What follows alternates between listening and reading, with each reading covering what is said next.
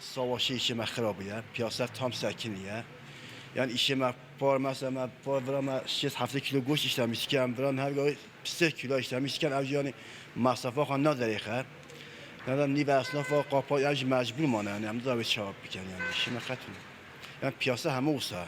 Esnaf olarak hem bejin iş katına, çava tüne, lehalka ili geveri millet emeği kurt hemette koçberkirin, lehmette vani, u deveri vani u şehridi, iş katına, le çava işler bejin emha Ramazan em vekir yap, xode em kira xani kanderxin, bir mecburiye xwa, em vi dikan vekir ya. ام خوازن کی خود آلای مازن قرآن کریم دا بو ما چه هنارت بیتن کو گوت بیتن امو شکل حرکت بکن یعنی بسلمان ظلمل بسلمان نکتن Şibiya beri artı metapar turist hatın.